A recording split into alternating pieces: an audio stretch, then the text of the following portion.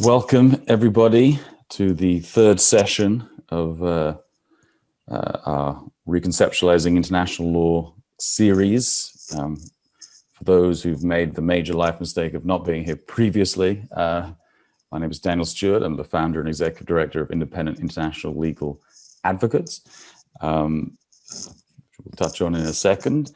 Let me thank, first of all, our co-organizers, Gibson Dunn, LLP, the International Arbitration and Litigation Group, UCLA Law School, ourselves and our co-hosts, the National University of Singapore Center of International Law.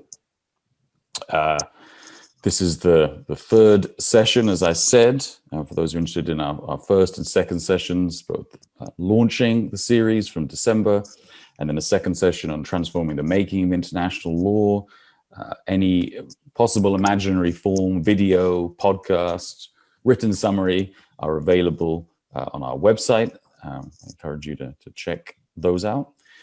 This series is focused essentially on looking at core topics of international law and thinking of practical, concrete, tangible ways of examining the necessary transformations to both affect the unfairness at the heart of international law, or potential unfairnesses, and making international law a more effective, efficient, just and fair tool to achieve those ends into 2021 and beyond.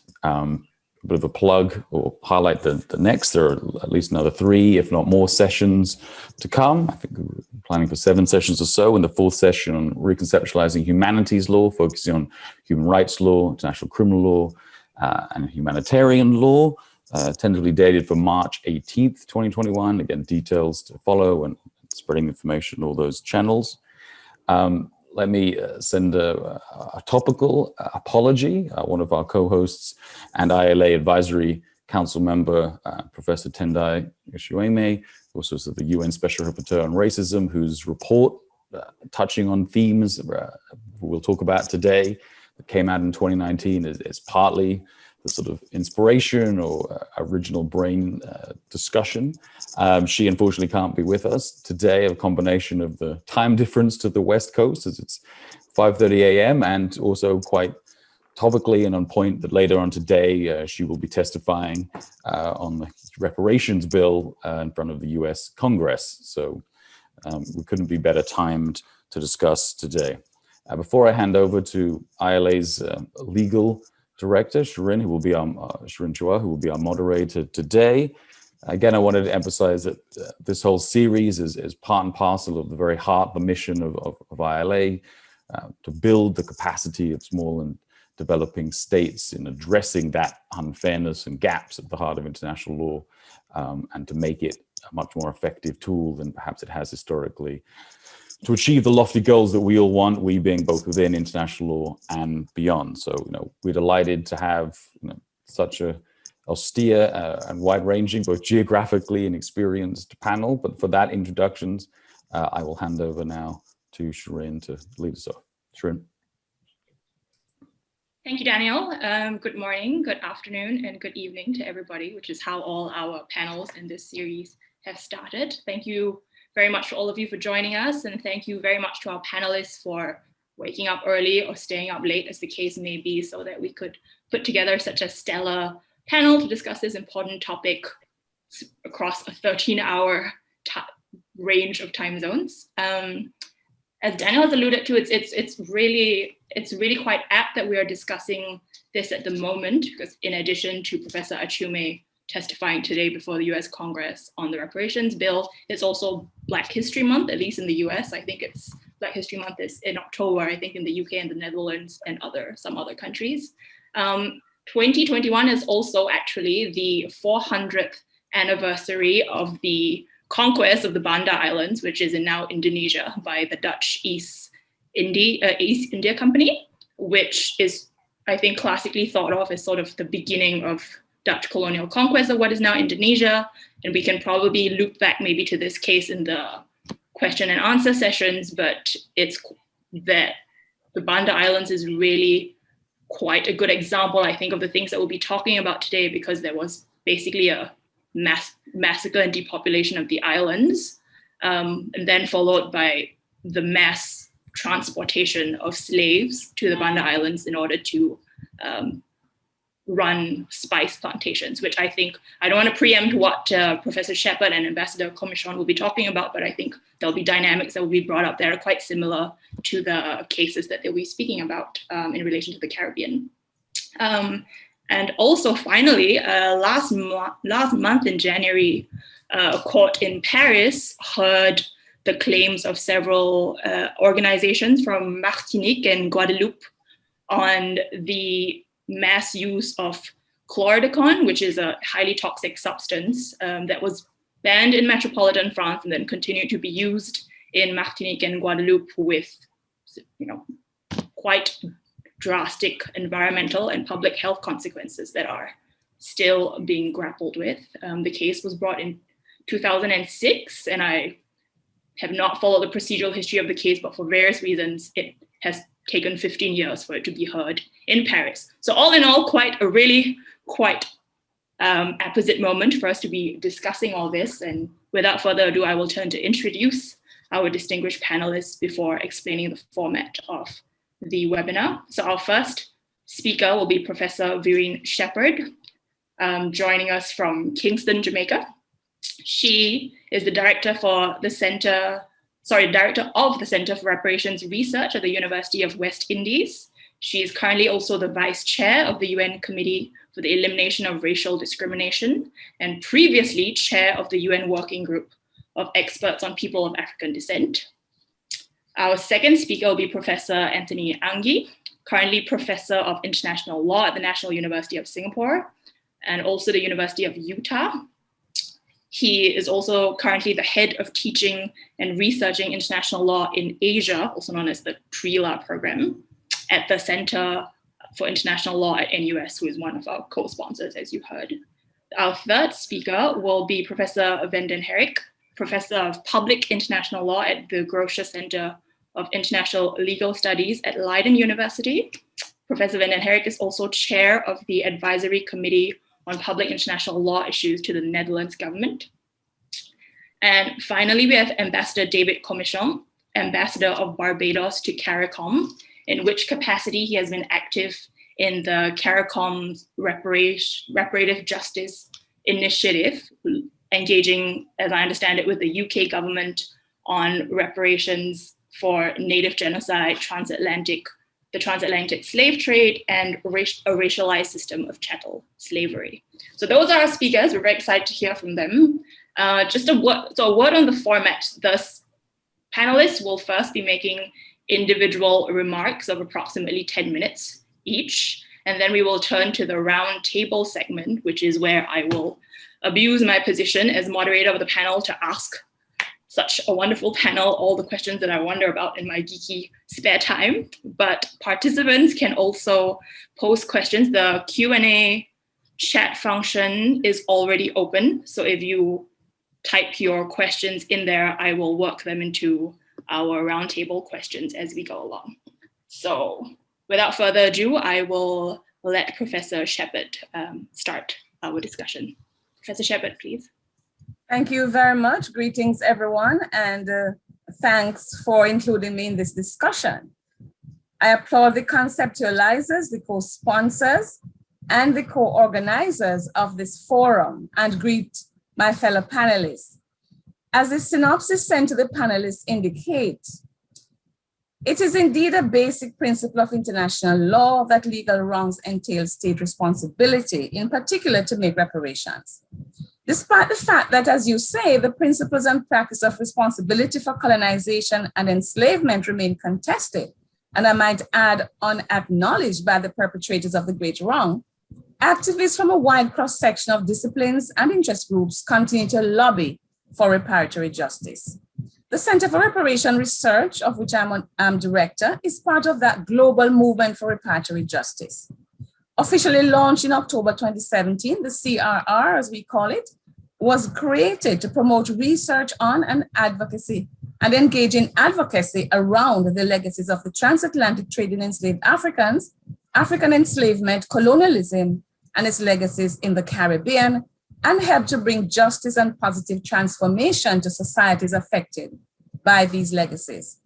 Its establishment came out of the decision by the heads of government of CARICOM at its 34th regular meeting in July 2013 in Trinidad and Tobago, following a proposal from the Prime Minister of St. Vincent and the Grenadines, Dr. the Honorable Ralph Gonsalves, to engage the United Kingdom and other former colonial European nations on the matter. The University of the West Indies was tasked with offering leadership and facilitating research to advance the regional cause for reparation. And the center has been doing just that, as it is part of a global project to seek accountability and justice for colonization, enslavement, and the perpetuation of colonialist ideologies and practices like racial discrimination. We have been called upon frequently to provide education around the justification for the movement, and we ground this discussion within the context of colonial wrongs.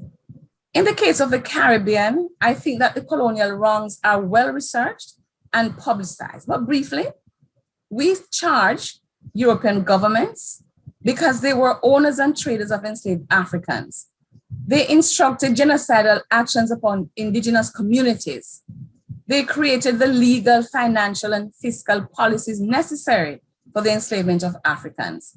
They defined and enforced African enslavement and native genocide as being in their national interests. They refused compensation to the enslaved with the ending of their enslavement, but compensated the enslavers, and they imposed a further 100 years of racial apartheid upon the emancipated. They have refused to acknowledge such crimes or to compensate victims and their descendants. Royal families throughout Europe developed financial interest in the trafficking. Monarchs from King Louis XVI of France, King George I of England, King Christian IV of Denmark, and King Gustavus Adolphus of Sweden had mutual interest in the trade's prosperity. State-sponsored companies from Portugal's Cachua Maranhão and Pernambuco companies to Holland's West India Company and Britain's Royal Adventurers trading to Africa, and the Royal African Company and South Sea Company were granted exclusive licenses to operate in the transshipment of millions of Africans. The continuing harm of the initial wrongdoing is all around us, but the psychological damage has been immense, which is why the CARICOM 10-point action plan for repatriatory justice includes psychological rehabilitation as a demand. I know that first Marcus Garvey and then Bob Marley said, none but ourselves can free our minds. But why did our minds need freeing in the first place? How did colonization impact our minds, our thoughts, our psyche so much so that the ideology of white supremacy continues into the present to do damage to people of African descent? So I wish to single out discrimination based on color as one of the manifestations of this psychological harm. This is practiced in societies that are state parties to the International Convention on the Elimination of Racial Discrimination, because Article 1 defines racial discrimination as any distinction, exclusion, restriction, or preference based on race, color, descent, or national or ethnic origin, which has the purpose or effect of nullifying or repairing the recognition, enjoyment, or exercise on equal footing of human rights and fundamental freedoms in the political, economic, social, cultural, or any other field of public life. But on the contrary, as you can see in slide 1, the color hierarchy of slavery has not disappeared. And the color gradations make for curious reading in the 21st century, but had meaning in the period of enslavement. And the Spaniards were even more sophisticated and accounted for many other combinations. The practical manifestation of this color hierarchy, this privileging of color, was the privileging of mixed race people under slavery. And if you look at slides 2 and 3, you will see that this was played out under slavery. You will see the ways in which color and race mixture determine occupation, with a high correlation between mixed race and non-field occupation. Sambo, mulatto, quadroon, and quintroon men and women being tradesmen and women, or being placed as nursemaids and housemen and women.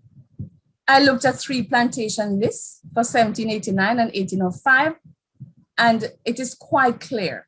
Artisans, the skilled artisans were mixed race men. Those in the house were mixed race women. And even the children who were mixed race were given different kinds of occupation.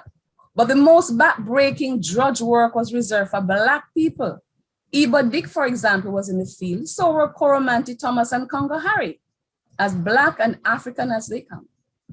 The superstructure of this system was racism, inequality, and an ideology of white supremacy in colonial society. Clearly, social forces or policies that have racially disparate adverse effects are discriminatory by result, whether intended or not. So ranking remains the engine that drives the political sociology of the Caribbean, and the fight to end racially discriminatory behavior continues. And the reports by the working group of experts and by the Special Rapporteur on Racism, Professor Achiume, confirm all of this. So the members of the Committee on the Elimination of Racial Discrimination are part of this fight to end racial discrimination, as outlined in Article 1. So, you know, the obligation that we have is not exceptional, but is rather a core principle of the UN human rights system. And every major human rights treaty envisions access, adequate redress for violation. And I agree with the Special Rapporteur that despite ratification of treaties and general recognition of their obligation to provide reparations, most states have failed to guarantee sufficiently comprehensive recognition, remedies, and reparation. So to conclude, the burden of my paper has been to argue, as the Special Rapporteur did, that reparations for slavery and colonialism include not only justice and accountability for historic wrongs, but also the eradication of persisting structures of racial inequality.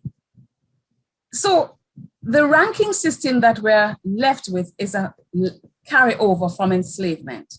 Ranking is understood historically within the colonial formation in terms of access to restricted status, as manifested primarily in signs and symbols that with social consensus offer respect and respectability. And regardless of what people are doing to deny the claim for reparation, as you see in the slide called Arguments for Reparation, we in the Caribbean know that a defendant or perpetrator exists. There is no denying the fact that plantation slavery provided the scaffold for Britain's industrial advancement. And the injustice is well documented. The victims are identifiable. And as far as I'm aware from international law, the right to reparation is recognized, as slide 6 is showing. The right to reparation is recognized by international law. And there is also precedent for the payment of reparation. I heard somebody talk about Haiti. So historical injustices have undeniably contributed to the poverty, underdevelopment, marginalization, social exclusion, economic disparities, instability, and insecurity that affect many people in different parts of the world, in particular in developing countries. And that's what the Durban Declaration and Program of Action reinforced. So our claim is on these countries that you see in this slide. And I end with a cartoon because for the first time, I'm seeing cartoonists in our major newspapers engaging with the issue of reparatory justice, asking the British, based on the Zong tragedy, why not reparation? Stuart Hall is therefore correct to assert that the persistence of such colonial creation as ranking based on color is the cultural desire of postmodern mentalities for the celebration of difference in an egalitarian fashion rather than hierarchically. Thank you.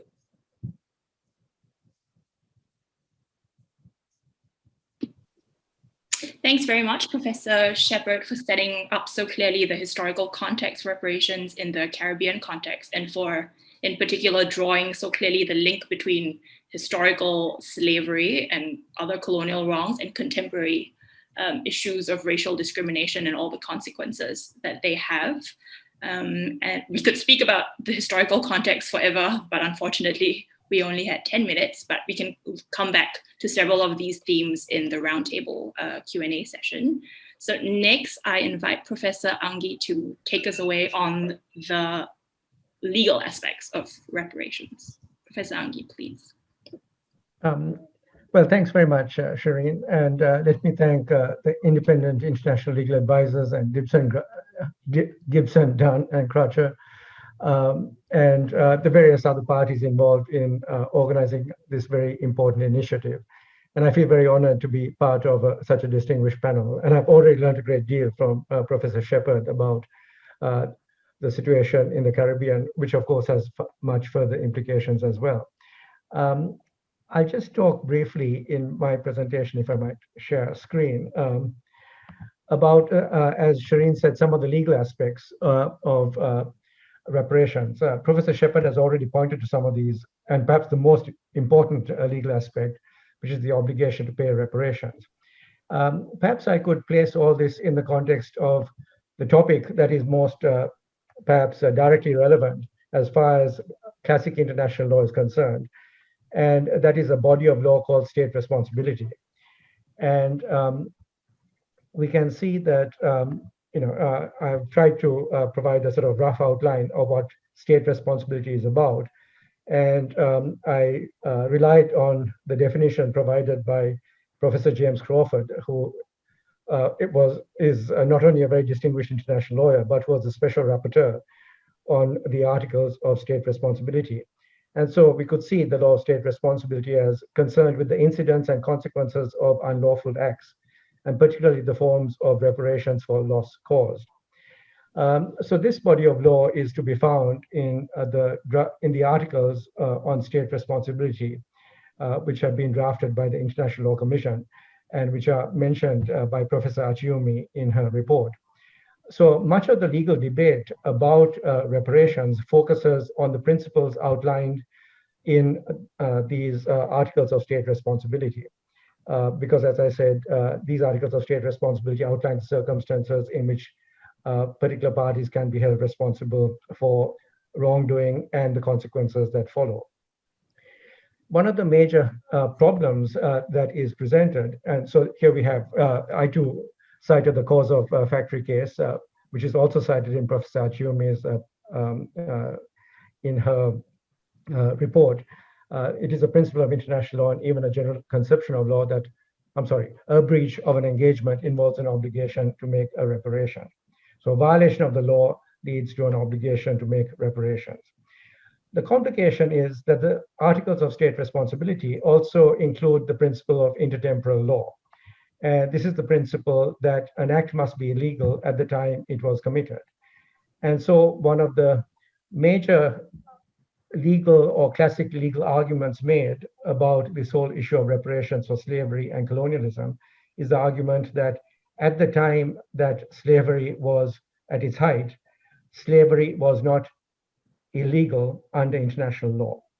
So we can see perhaps some of the comments made or some in the Durban Declaration, the comment in particular that slavery was and always should have been a crime against humanity seems in some way to sort of suggest that it has not always been a crime against humanity. And so this presents, at least under classical international law, a major complication in terms of claiming reparations. In other words, at the time that all these terrible things were taking place, they were not illegal under international law. Now, and so there are other issues as well, such as who can bring a claim and issues of attribution. In other words, who can be held responsible? Can states be held responsible for all the acts relating to slavery? So there are a series of issues that are raised by the Articles of State Responsibility in terms of the issue of reparations. Now, let me just mention briefly one case, which is the case that I felt came closest to this whole issue of a successful claim for reparations under international law. And this was a case involving a little island in the Pacific called Nauru, and the case that Nauru brought against Australia in the International Court of Justice. And this was a case that arose as a result of a situation where Australia administered the island of Nauru as trustees, first under the League of Nations and then under the UN trusteeship system. Australia was supposed to look after the people of Nauru, and this is a basic principle of trusteeship.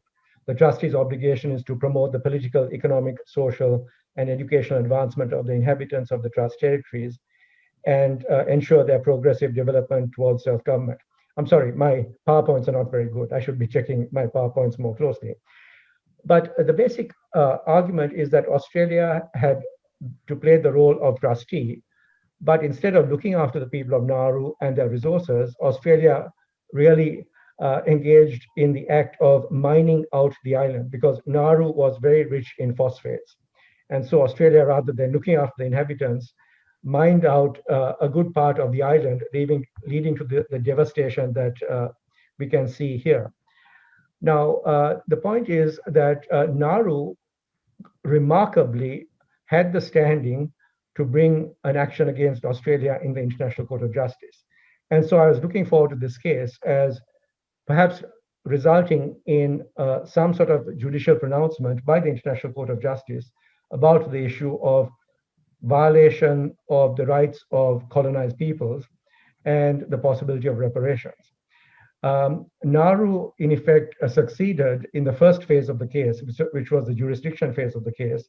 And then, for better or worse, the case was settled. Australia settled the case by paying Nauru something like $200 million in compensation. And so it was this very ambiguous situation in which Nauru actually got some kind of remedy, but there wasn't a judicial pronouncement about this whole complex issue of colonial reparations. What is remarkable about that case, I think, is that the case was actually that the case actually went through, and that all the difficult and stringent rules of state responsibility were satisfied in this case.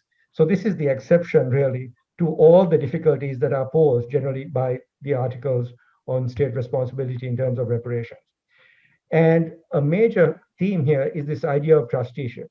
And I would suggest that perhaps one legal principle to think about in the context of reparations is the argument that there is, within colonialism, a principle of trusteeship. And this is an argument that was made even in the 16th century by European international lawyers trying to justify colonialism. The argument is, we are looking after these people for their best interests.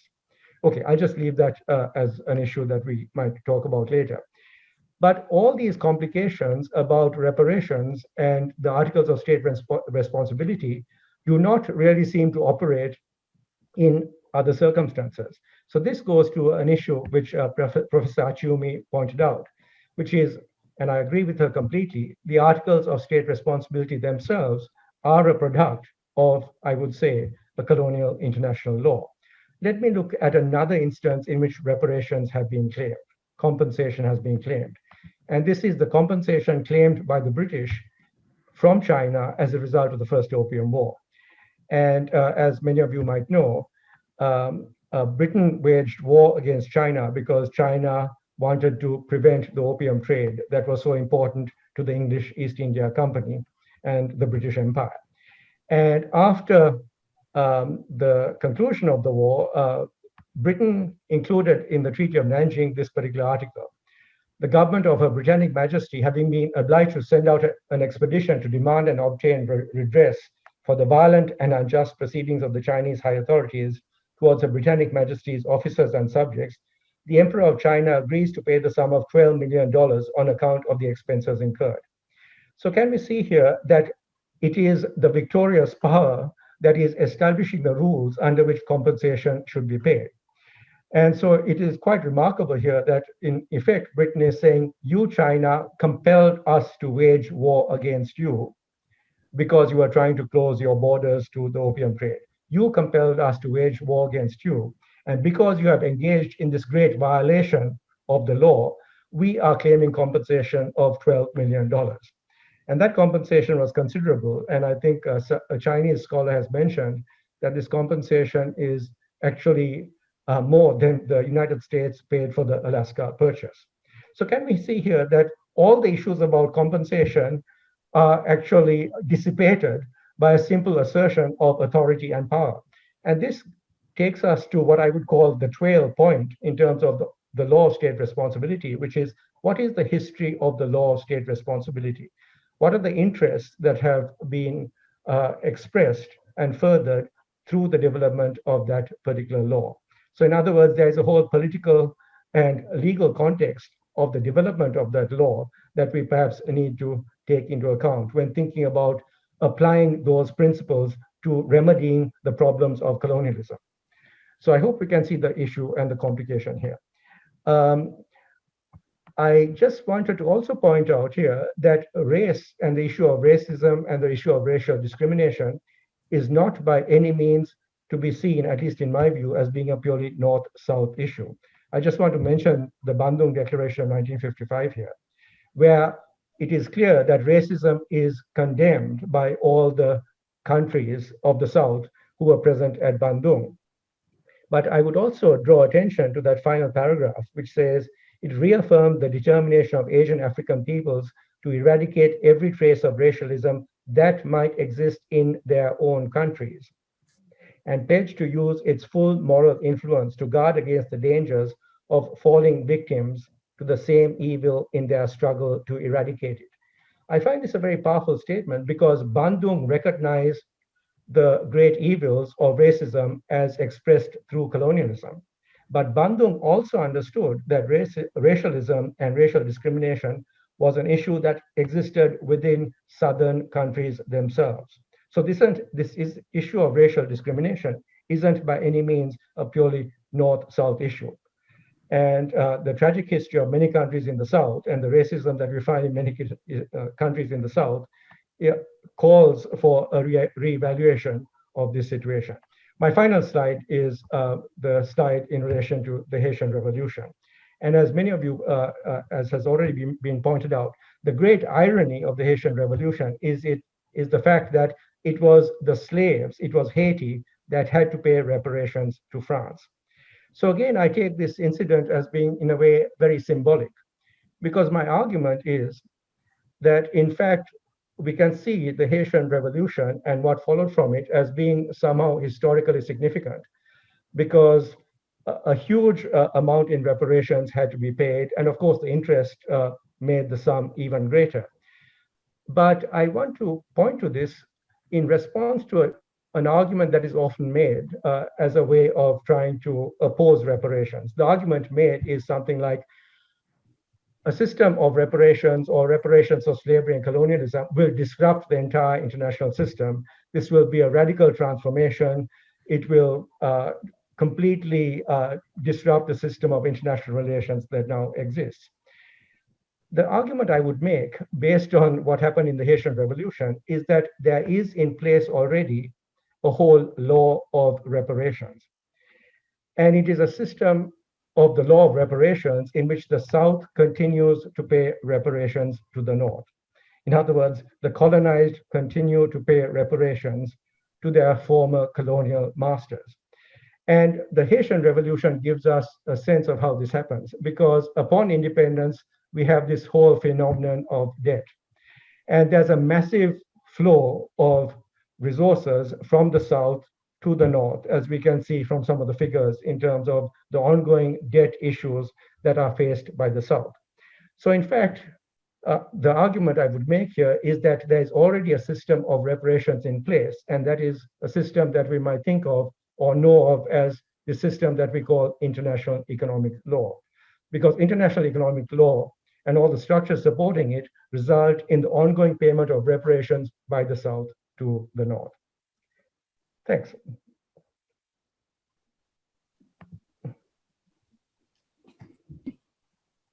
Thank you very much, Professor Angie, for rising to the occasion of explaining the potential and pitfalls of the law of state responsibility in relation to reparations in 10 minutes. You've already given us much food for thought, which I'm sure we'll come back to in the roundtable session.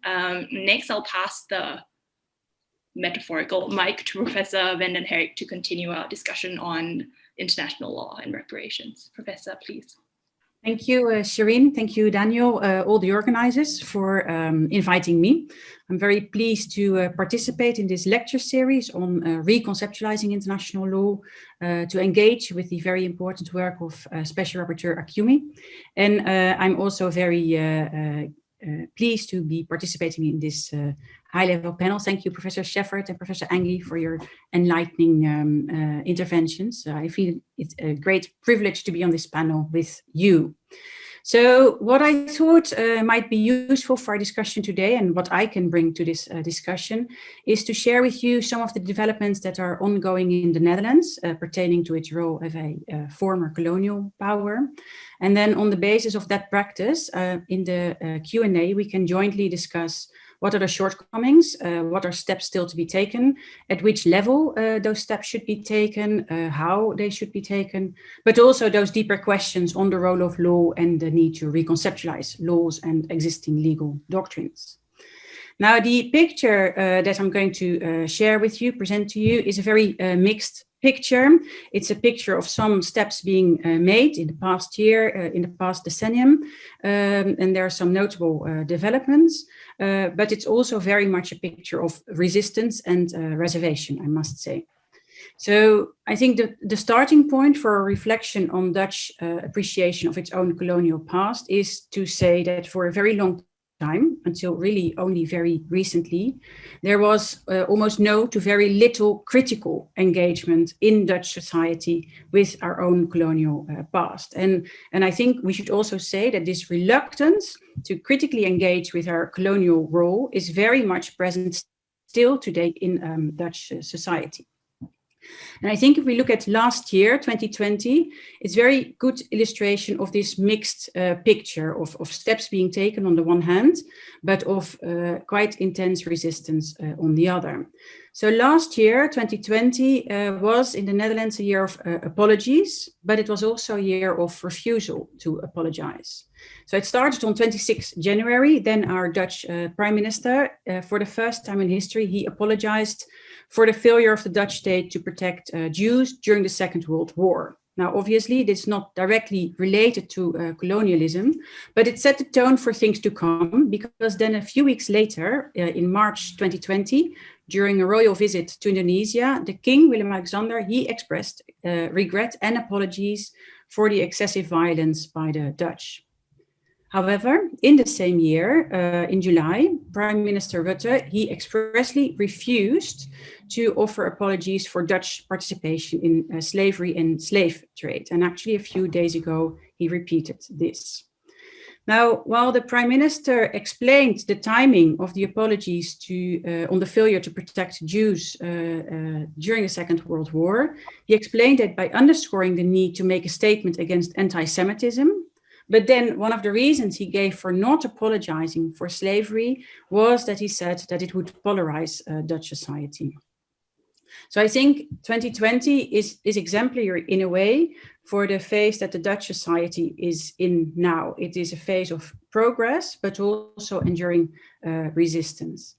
Now, 2020 is not the turning point. I think there was a turning point, or at least a certain opening up that came a bit earlier, around a decade ago. It was, of course, not one moment, but what was very important in this movement to open up a little bit, also from a legal perspective, was the civil litigation that occurred against the state of the Netherlands in Dutch courts, and it's ongoing today.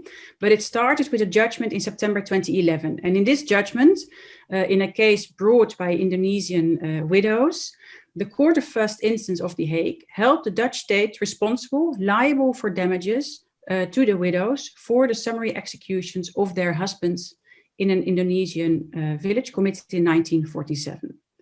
Now, this case is revolutionary for many reasons, but from a legal perspective, one of the most notable features of this judgment was how the court dealt with this question of statutory limitation.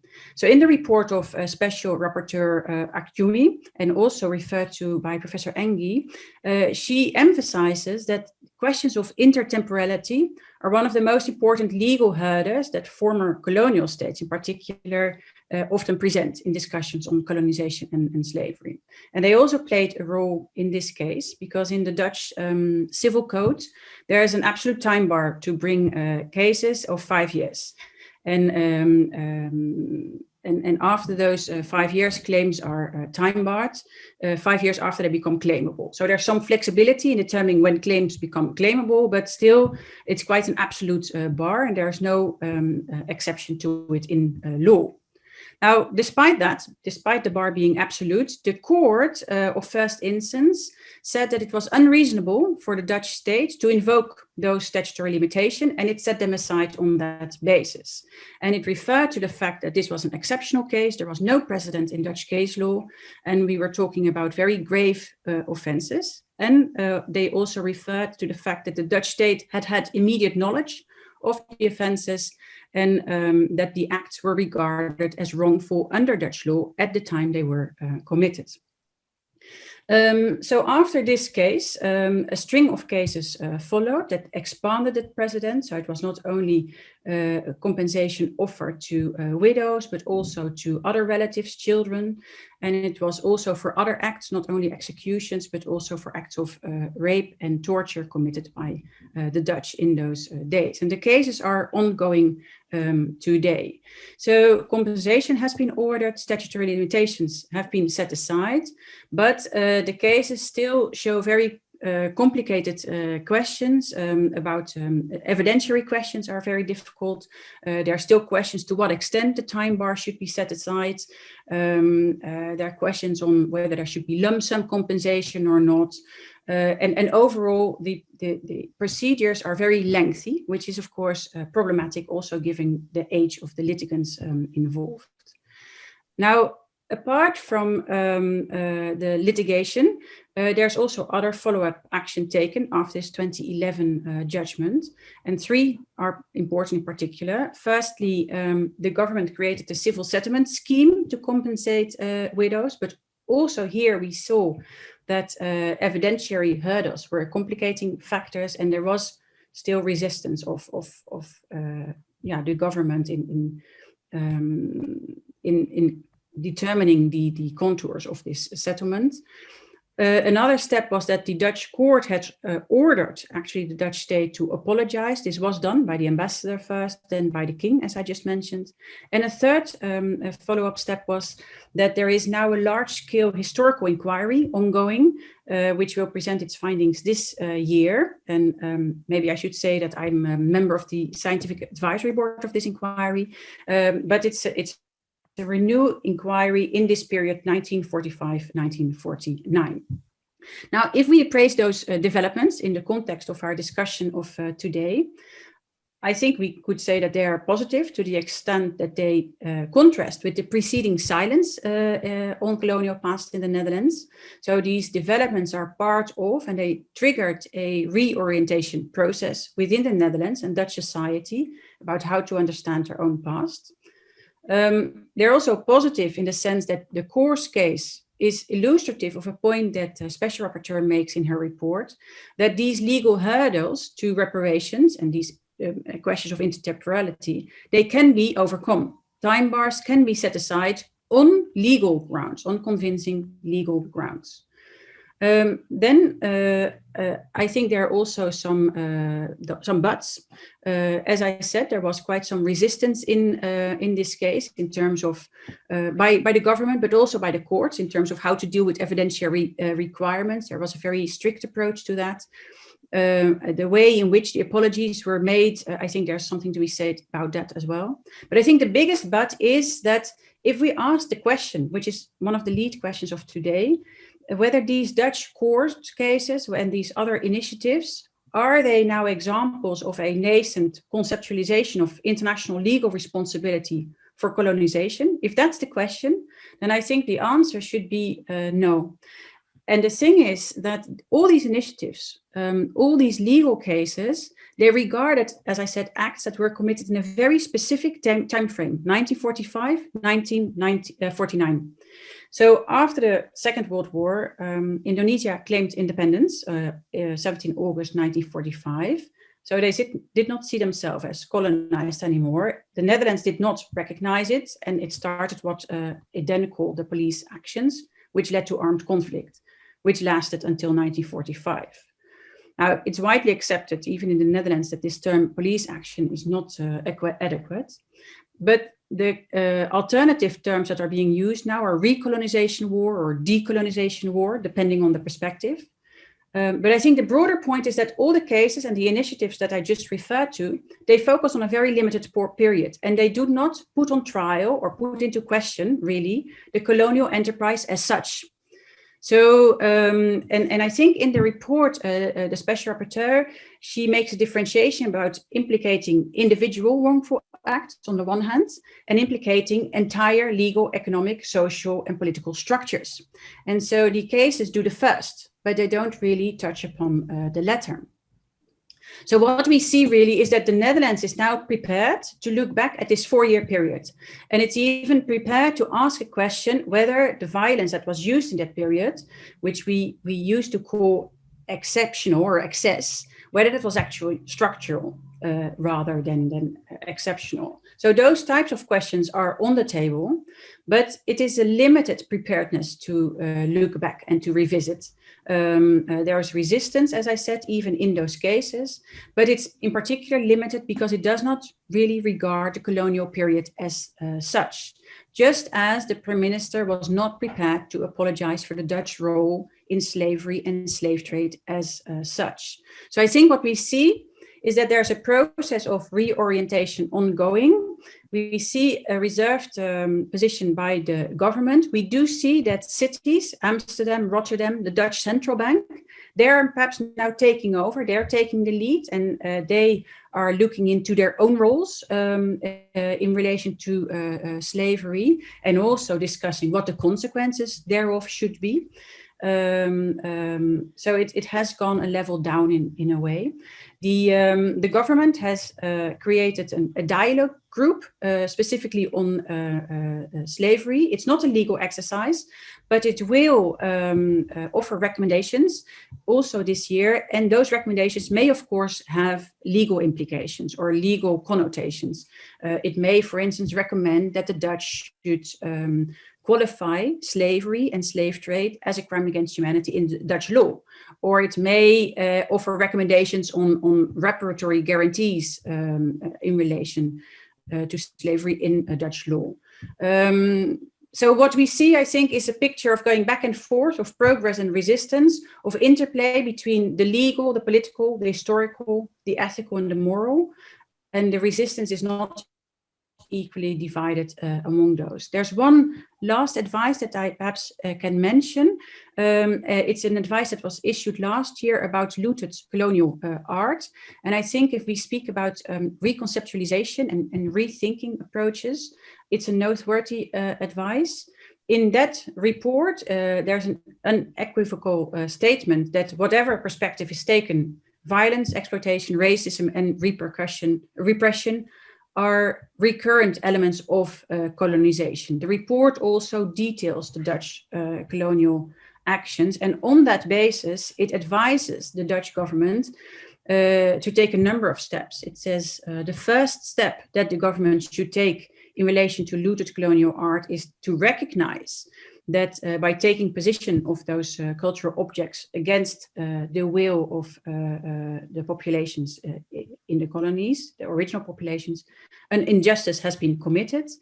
And it also says that to repair that injustice, the Netherlands must express its intent of unconditional return whenever there is reasonable certainty that the objects were taken by force. So it's about estimation of involuntary nature rather than definitive proof. And it's an advice based more on ethical principles and not so much on the law or making an argument on the law. So yeah, I think that is some of the Dutch practice that we have. As I said, it's a very mixed picture, and I look very much forward to discussing with you what are next steps to be made and where they should be made, in which arena, so to say.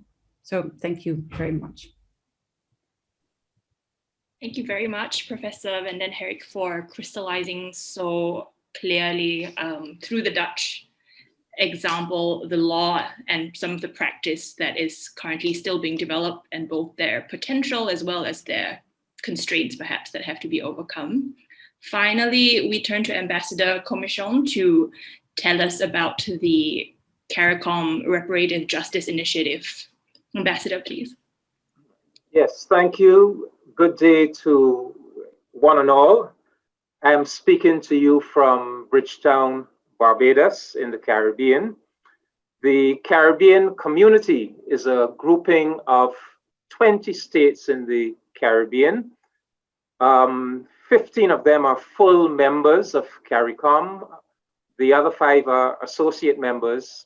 14 of the 20 are independent states. 6 are still colonies of various European countries. So the Caribbean community, CARICOM for short. Now, CARICOM's claim for reparations is based on the multiple genocides and crimes against humanity, crimes in international law that were committed against both the indigenous people of the Caribbean and the African and African descended people who were reduced to slavery in the Caribbean by the relevant national governments of Europe, their agents and subjects. The centuries of enslavement and colonization were characterized by the criminal brutalization of multiple generations of indigenous and African people, the unlawful deprivation of the fruits of the labor of multiple generations of enslaved indigenous and African people in the Caribbean, the siphoning off of the resources and labor value of the enslaved people of the Caribbean to the families, companies, institutions, and governments of the relevant European nations, and the utilization of the inherently unlawful system of Caribbean-based trade and industrial production to fuel the commercial, industrial, infrastructural, and institutional development of the relevant European nations.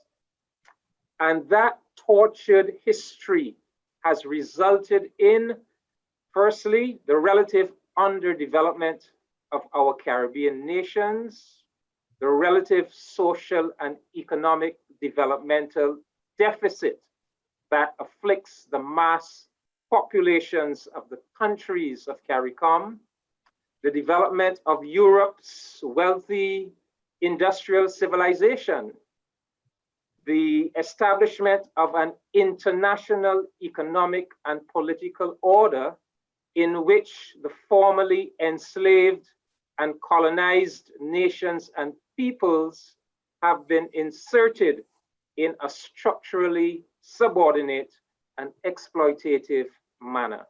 And finally, it has resulted in some degree of post-traumatic psychological and cultural damage to the formerly enslaved and colonized Caribbean peoples. And I want to be very clear about this final point. The reality is that all people are marked by traumatic experiences, and we Caribbean people are no exception to this rule. In spite of the fact that we did resist the oppression, we did hold on to our intrinsic humanity, and we did carry out an almost miraculous humanizing of the barbaric environment that we had been placed in. So we must be very clear about that.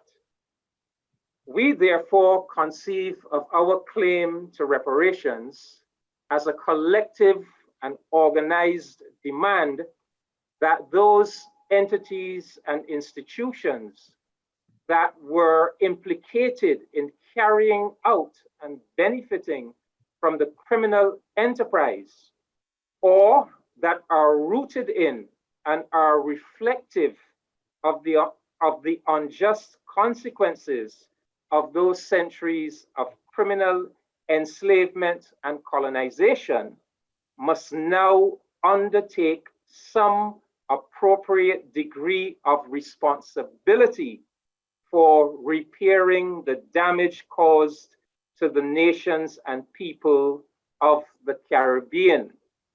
Properly understood, this claim to reparations, this call to repair the damage, can be conceived of as an assertion that the formerly enslaved and colonized Caribbean nations and peoples now possess a fundamental and non-negotiable right to development. And if the formerly enslaved and colonized Caribbean nations and people now possess a fundamental right to development, then both the European nations that were implicated in enslavement and colonization and the economic and political institutions of the international order that grew out of and were shaped by the unjust consequences of those centuries of criminality are now bound by an equally fundamental and non-negotiable duty to facilitate the development of the formerly enslaved and colonized nations and peoples of the Caribbean. The other aspect of the damage, the negative post-traumatic psychological and cultural effects, also requires an organized effort of repair, but we will come to that later. CARICOM has therefore been insisting that that duty to facilitate our development must be carried out in the following manner.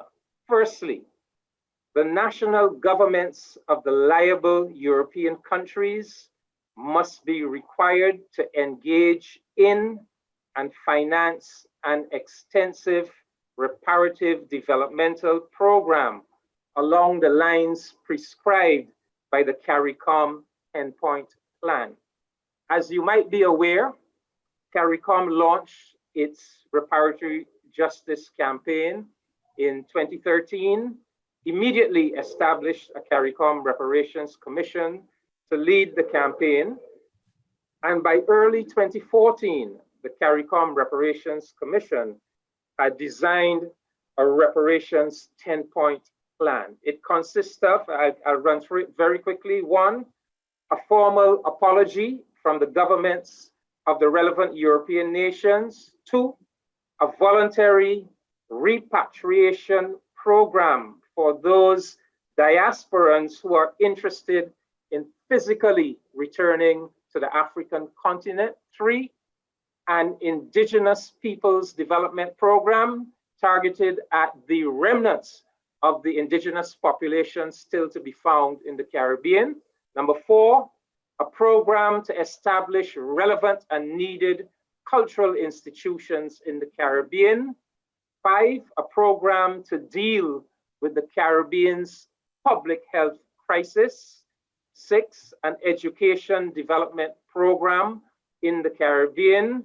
Seven, an African knowledge program for people of the Caribbean component of the African diaspora. Eight, a systematic effort at psychological rehabilitation and healing. Nine, a technology transfer program.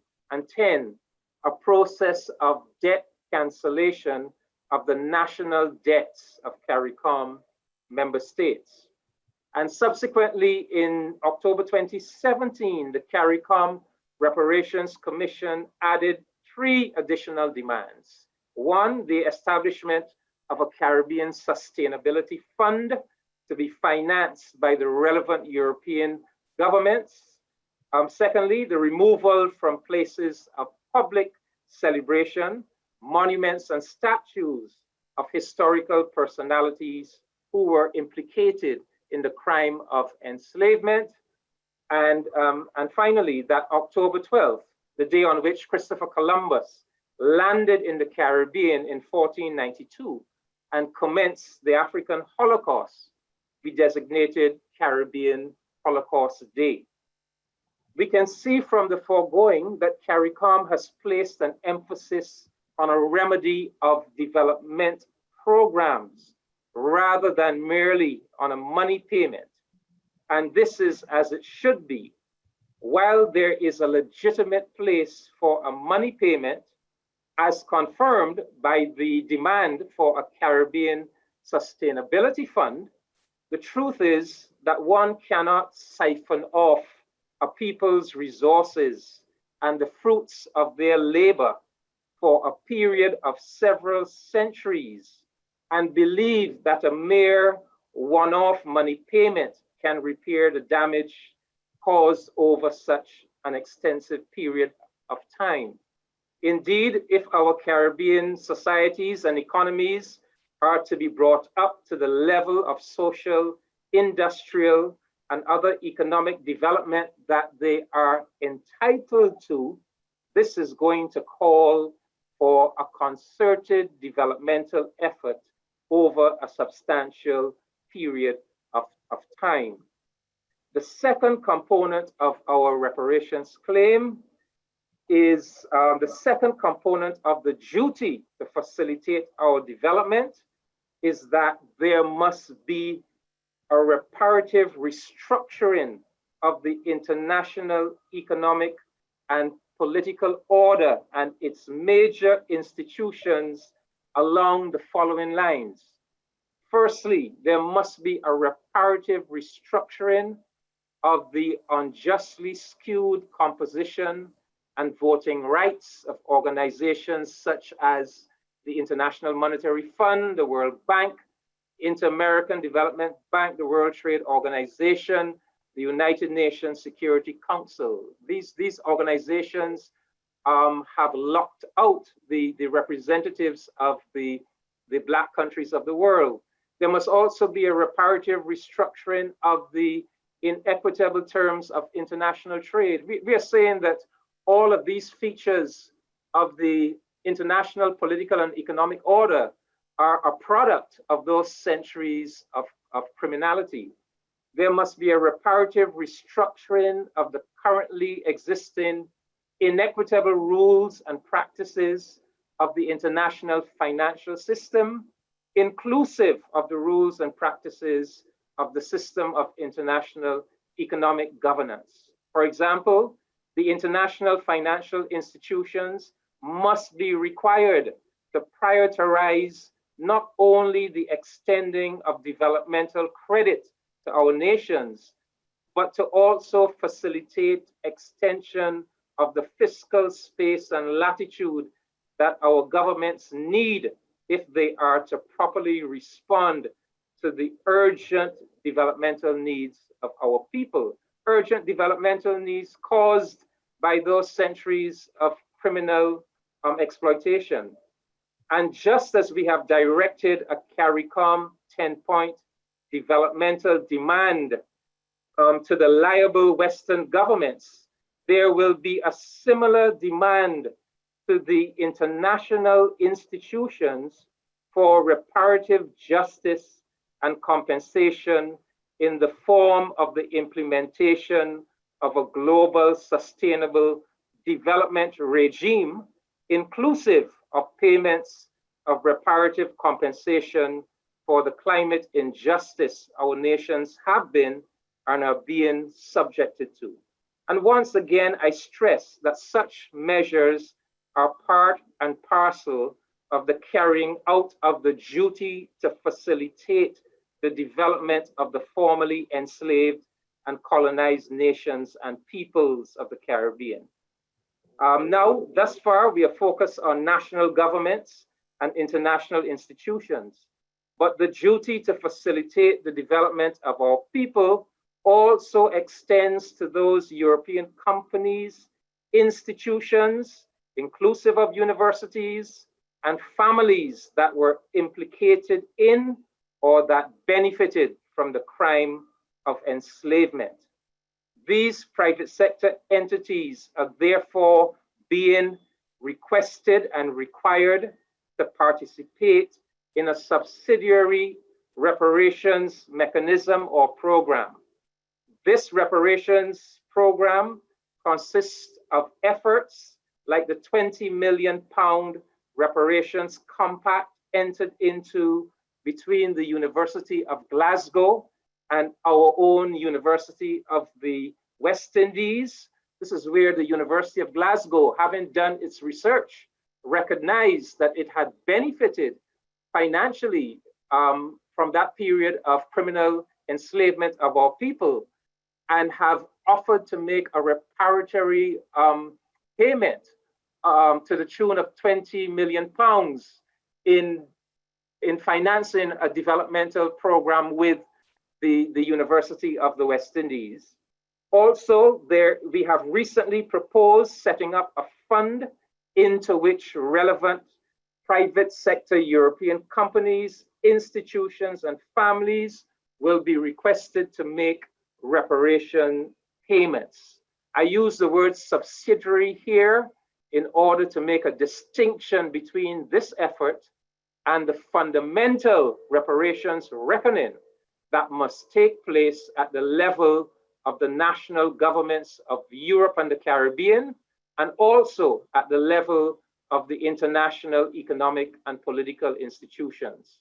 This fundamental reparations reckoning that encompasses both the national governments of Europe and the major international economic and political institutions will require CARICOM to engage in the highest and most extensive level of international diplomacy, to engage the United Nations system. Indeed, if it proves impossible to negotiate and settle our reparations claim with the national governments of Europe, the United Nations may be required to establish a special international tribunal that is designed and equipped to handle a legal claim of the magnitude of our reparations claim.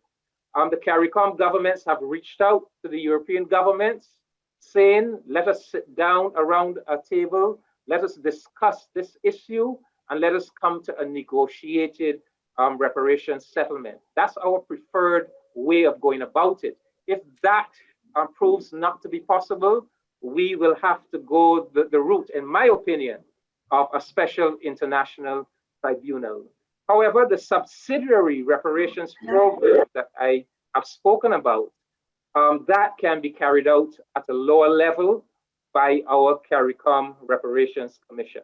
And finally, so far as the element of post-traumatic psychological and cultural damage is concerned, we, the formerly enslaved and colonized people of the Caribbean, we must, in our own interests, undertake our own inward, self-directed cultural and psychological repairs. Thank you very much. Thank you very much, Ambassador, for that very comprehensive set of comments, which gives us much to discuss, but I wanted to zero in immediately to your reference to the right to development, and specifically the fact that in our last panel session, we had Professor Diane Disiato, who is on the UN, who is an expert on the UN Working Group on the right to development, and she brought up the Right to Development Treaty that's currently before the Human Rights Council. And so I think your explanation of it in the context of reparations in the CARICOM's situation really nicely illustrates what we're trying to do through this series, which is to explore how the reconceptualization of international law is really intersectional and cuts across, the full panoply of international law issues, really, and can't really be seen in their silos.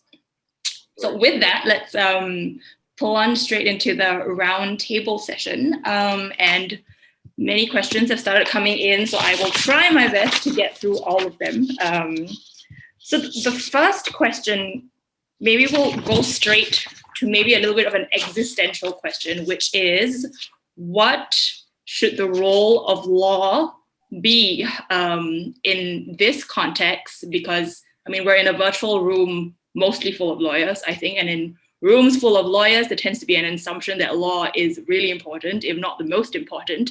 But actually, before we start to talk about how reconceptualizing international law in relation to colonial reparations looks like, perhaps we need to answer the question of what exactly law should do in this context. And by this, it's already been clear through the remarks of all the panelists that other disciplines are really important to the question of reparations for colonial loss. History is really important, as Professor Shepherd has amply demonstrated. And Professor Achiume in her report has said that one of the most serious barriers to reparation, besides the limitations of classical international law, is actually a lack of awareness as to history and persisting legacies of genocide, slavery, and other colonial wrongs. There's also starting to be more wisdom and knowledge in really many disciplines, for example, medical science in relation to intergenerational health impacts, nutritional impacts. I was struck reading the website of the CARICOM Reparations Commission ambassador that in fact it's been demonstrated that the descendants of African slaves who were brought to the Caribbean had sort of health impacts that were disproportionate to the rest of the population. They have the highest incident of particular diseases that are the direct effect of trauma and brutalization and nutritional issues at the time. So there's medical science in that regard. There's also increasing knowledge in the field of psychology as to intergenerational trauma, which has been done on certain populations, but not. I mean, there's a lot of work that's still being done as to intergenerational trauma in the context of post-colonial states and peoples.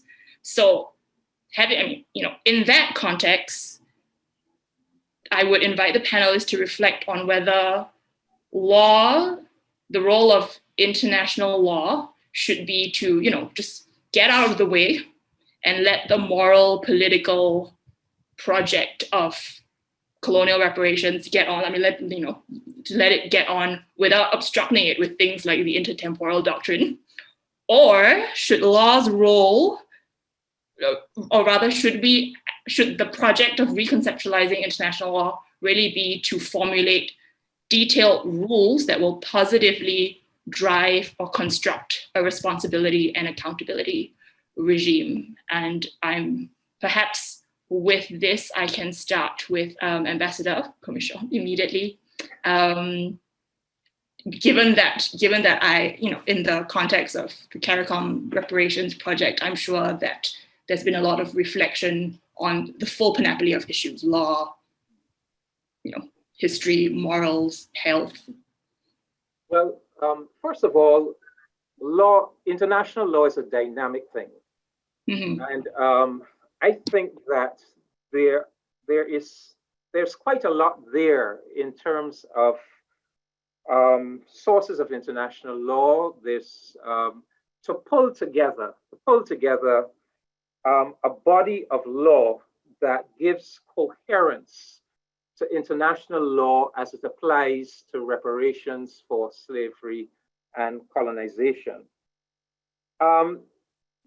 Let me deal with something that Professor Angie mentioned in his contribution when he spoke about this idea that slavery was legal at the time it was committed. Now, this is something that the European statesmen, to their utter shame and discredit, have been pushing.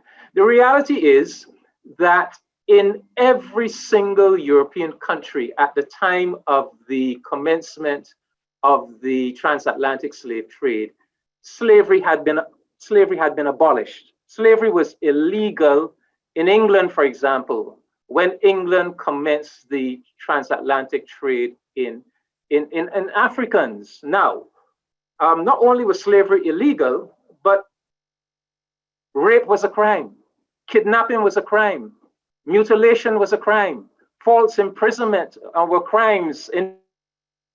What happened was, having instituted slavery in a colony like Barbados, and let's use Barbados as the prime example, because the first British slavery codes were actually enacted by the Colonial House of Assembly in Barbados. Go back and look at the text of those slavery codes of the 1660s and 1680s. What does the planter, slave master, planter dominated Barbados House of Assembly say? Well, it says that the law of the mother country cannot apply in this colony. And it says that slavery is fundamental to the success of this colony, and that these creatures that we have brought from Africa are not really human beings. These are animal-like creatures, wild, barbarous, animal-like creatures, and therefore that the English system of law cannot be applied to these creatures, and therefore a special colonial legal construct has to be put in place. Basically what they did, they passed a colonial act that declared that these African human beings were not really human beings. They were animal-like creatures, and therefore you could impose on them practices that in England would constitute the crimes of kidnapping, false imprisonment, mutilation, assault and battery, and all the rest of it. Now, are we to accept that a colonial legislature had the power to transform human beings into wild animals? Or later on, they went on to purport to transform those human beings into real property, into chattels, into things? Are we to accept that a colonial act that attempted to carry out a factual absurdity, a factual impossibility, that act has any legal validity? No. Those colonial acts, you cannot transform a human being, you cannot by legislative finagling transform human beings into things, or transform human beings into wild creatures, and then impose some special legal regime on them. Those acts were null and void. So I'm saying that even within the currently accepted doctrines of law, we can still come to a conclusion that slavery, transatlantic slave trade were illegal under the national laws of the period, under the international law of the period, that they were crimes against humanity, they were genocides, and that there's legal liability for them. What we have to be very conscious of is that the currently existing international legal mechanisms, courts, the World Court, for example, we have to be very conscious that there's certain countries that have power within those institutions, and we have to be very careful about taking a legal case to a judicial institution where we may not get justice. We may not just get justice because certain powerful countries have their sway over these institutions. So we have to be very careful about bringing a case, getting a negative judgment, and therefore setting a legal precedent that prevents us from continuing with our reparations claim. But I am making the point, so we prefer to go the route, let's negotiate it, let's use the political mechanisms for dealing with this matter, but law must always be the backup. Law, the legal system must always be the backup. And I am saying that there is enough in in the existing legal system, if we bring it together, if we create that cohesive and comprehensive system of jurisprudence to address this matter, there is enough in the system for us to do that. But it will probably call for the United Nations at the level of the General Assembly to assert itself and to put that kind of process in motion. That's how I would answer your question. Thank you very much, Ambassador. Professor Shepherd, maybe could I put you on the spot as the historian on the panelists to tell us what you would like to see international law do in relation to reparations as a historical moral project? Thank you. Well, first of all, in answer to the initial question about the role of international law and whether it should take precedence over other disciplines, I would say this is an interdisciplinary project. We need the medical people to inform us and do the research, share research with us about the medical dimension of our claim. We are looking at COVID-19 now and its impact, differential impact. We are hearing about comorbidities and that those people who have these comorbidities are the most likely to die. And we have to talk about why people of African descent are the ones who have, out of proportion to other groups, these comorbidities. They hark back to slavery. So we are talking about hypertension and type 2 diabetes. Those are the two that we have highlighted. So we need the legal experts. We need historians. None of the other disciplines can function without history because we are marshalling the evidence which you will need lawyers as justification for why you're mounting this case. So we need the legal people to take this case to the international community, whether through the GA, whether through the CERD, the Committee on the Elimination of Racial Discrimination, because that has been mounted. We have to find a route to the ICJ. So if we're going to take a legal route, then absolutely we need international lawyers, those who are experienced in litigation, those who are experienced in putting forward claims for compensation, for reparation, to be in this struggle. We need the psychologists because we talked about the psychological harm. I talked about it, David talked about it.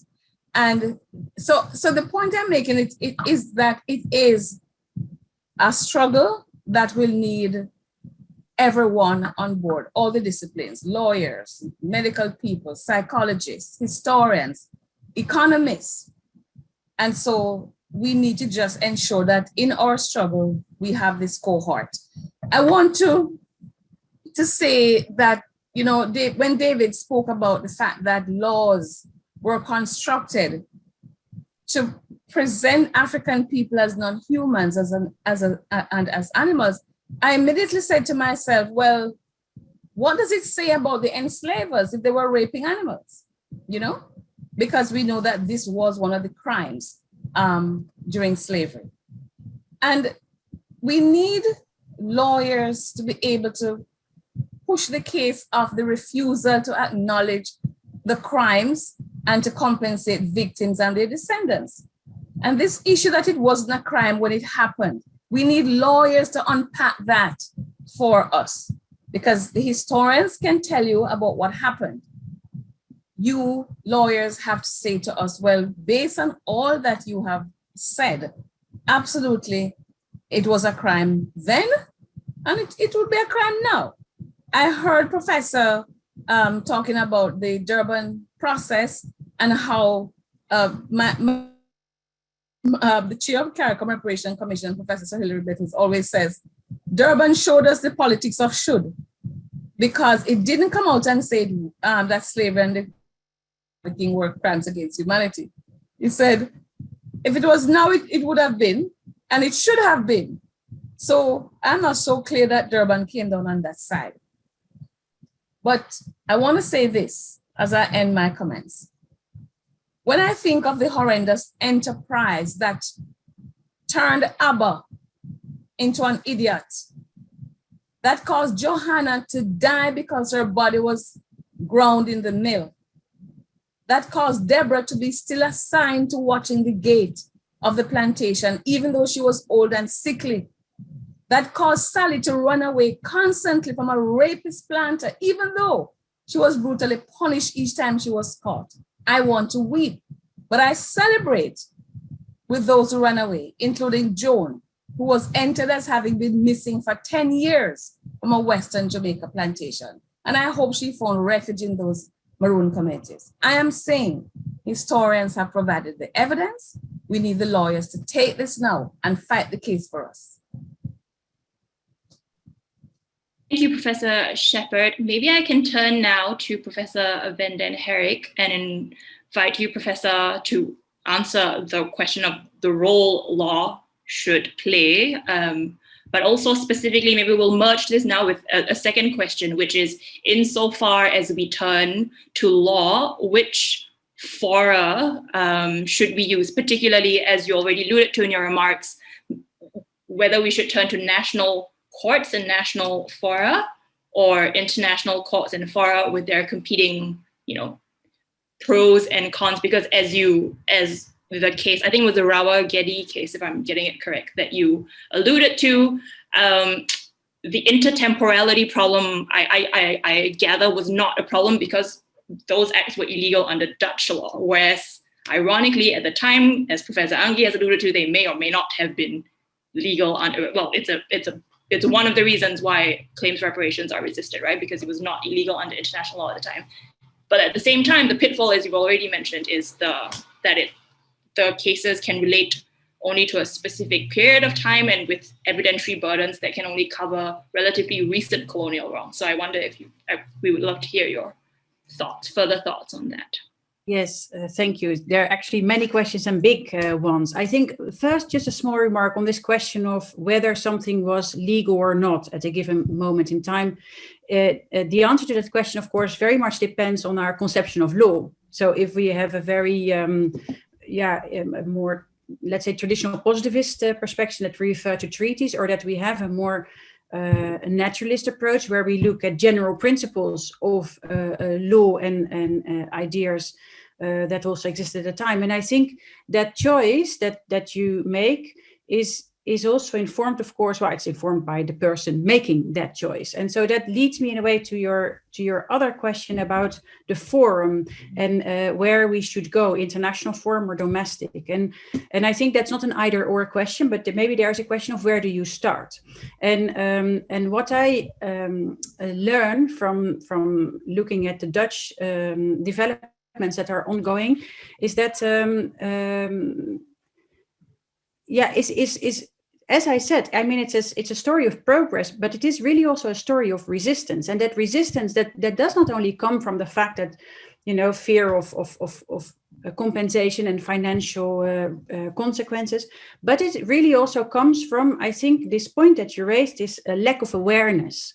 So I think a very important step that needs to be made now, and that is being made because of these cases that are ongoing, is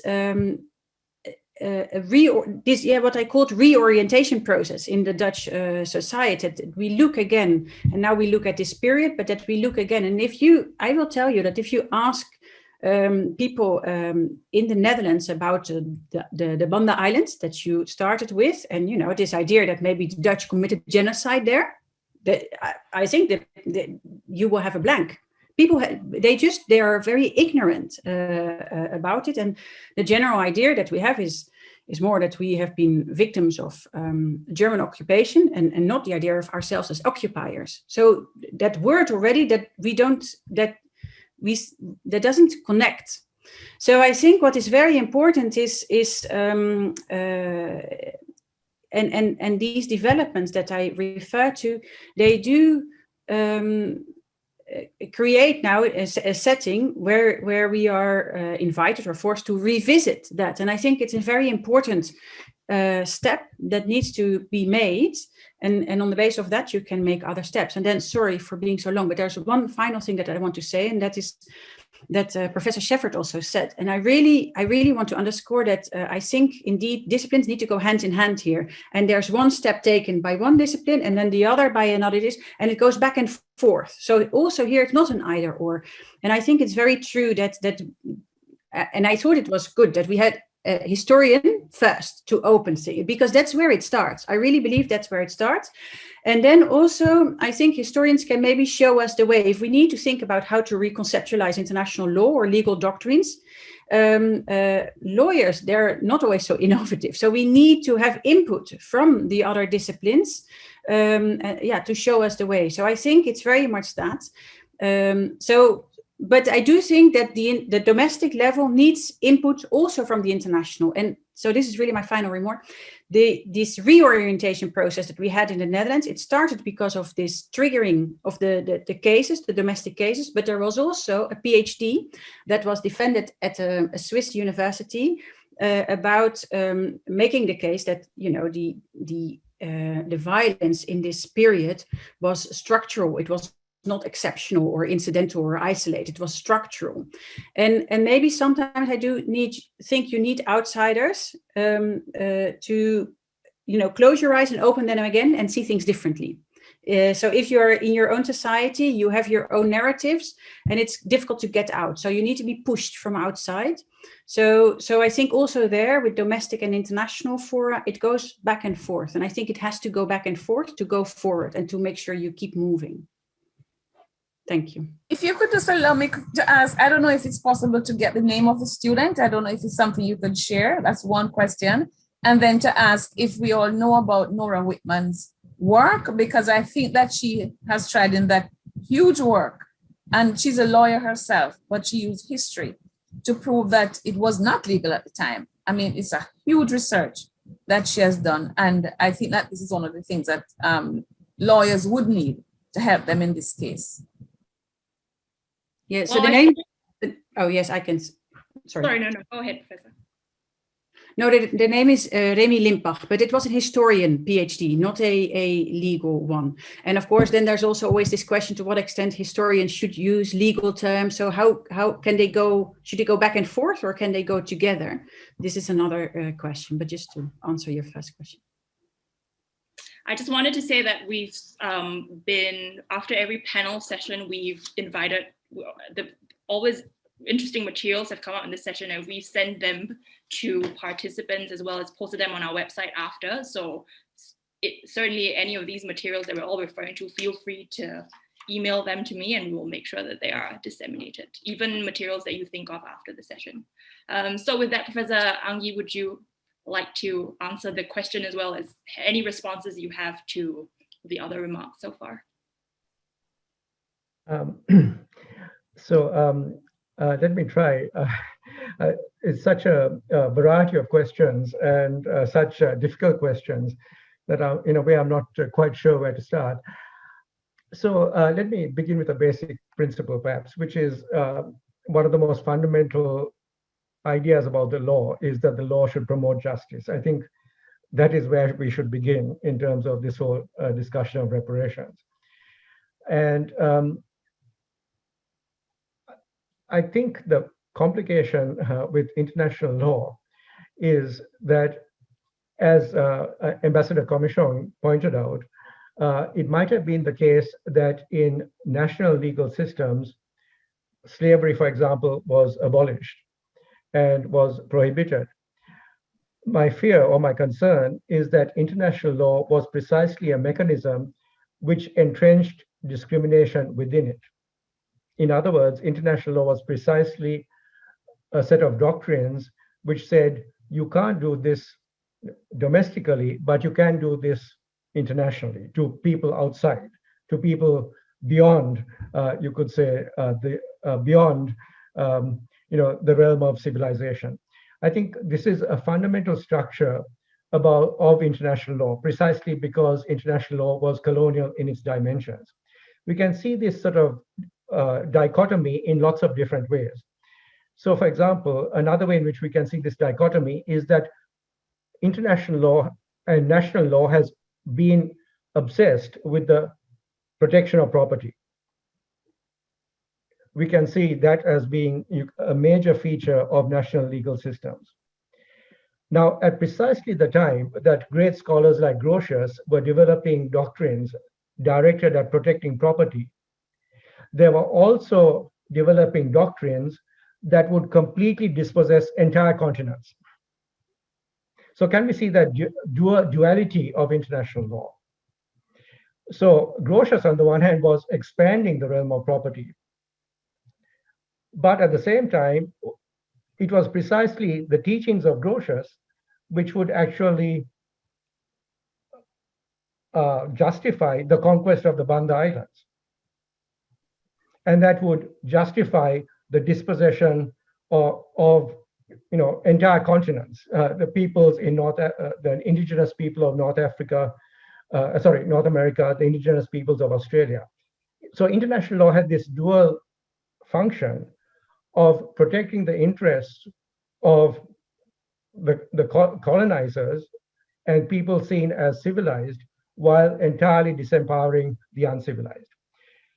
So then, that is the structure of international law. Now we might try to include, as was suggested, national concepts or national principles and say those are the principles that should apply universally.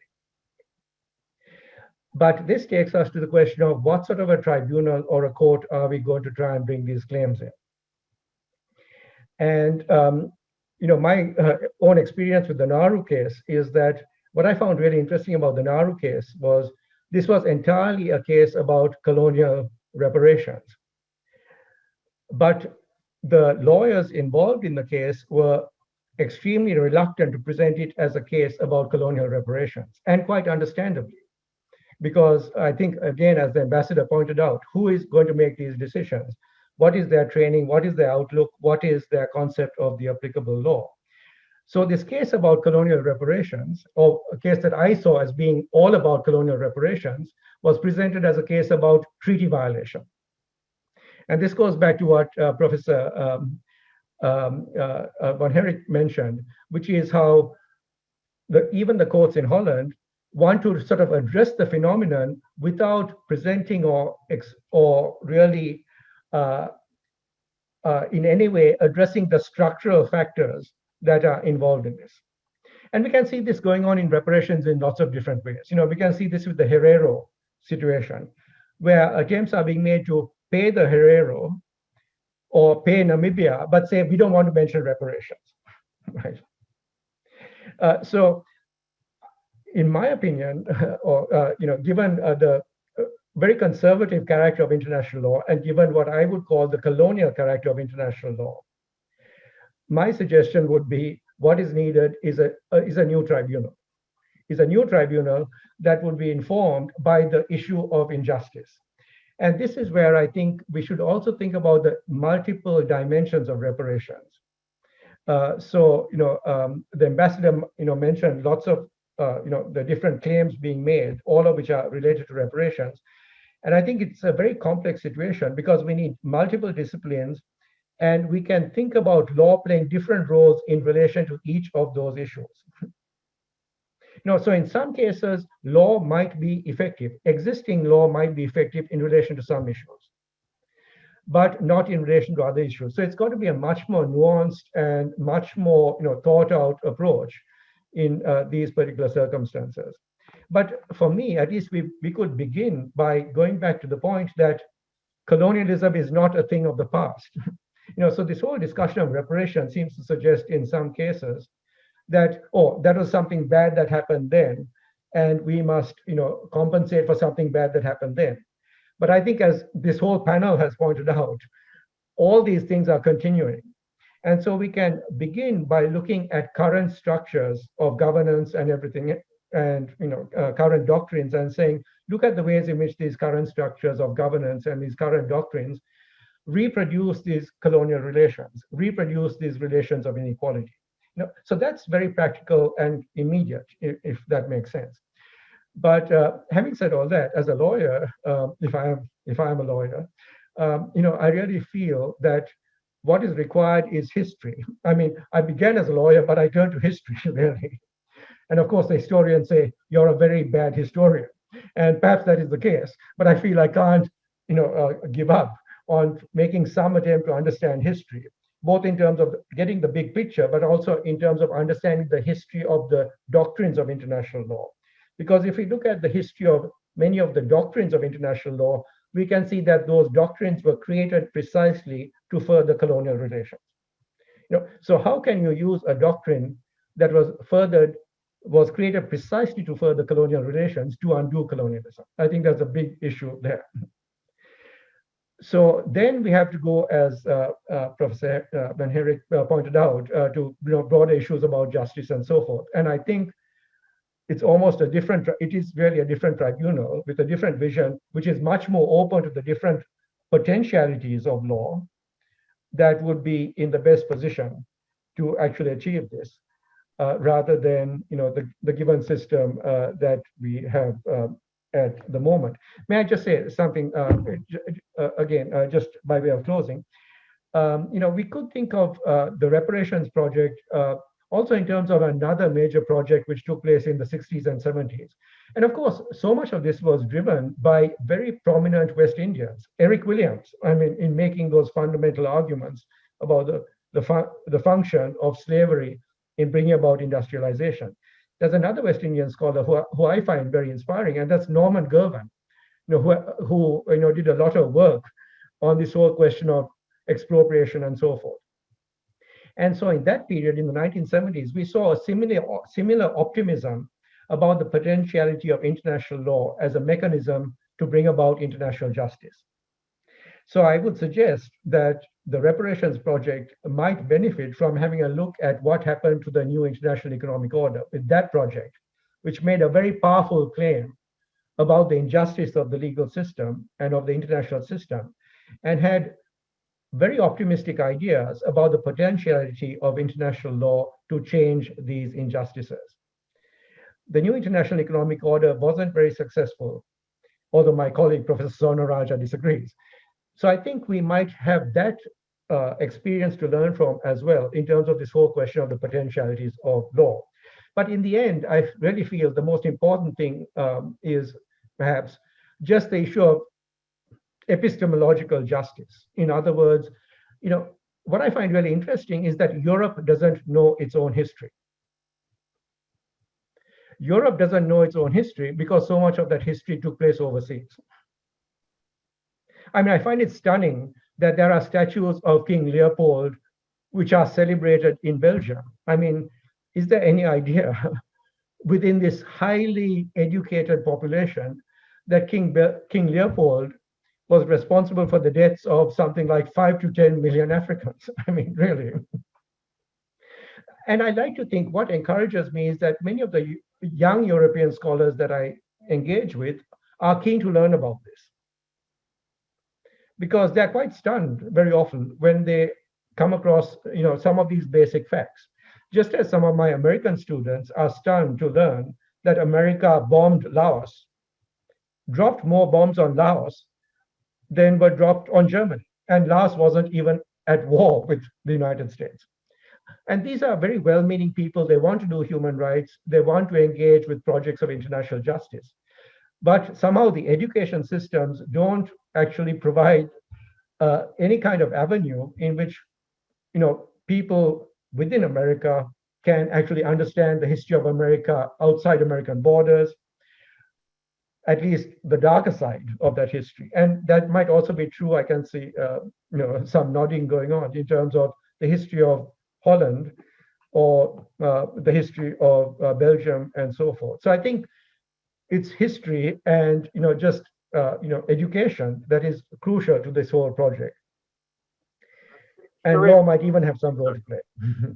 Sharon, could I just say very quickly that the international lawyers of this era cannot accept this notion that international law of the 15th, 16th, 17th centuries was the monopoly of European colonizing nations. We cannot accept that international law was confined to some monopoly by European colonizing nations. We had a whole world economy, a whole world system with all kinds of national polities in Africa and Asia and all across the world. And I must insist, anybody who tells me that slavery was legal in those past centuries is in fact telling me that they accept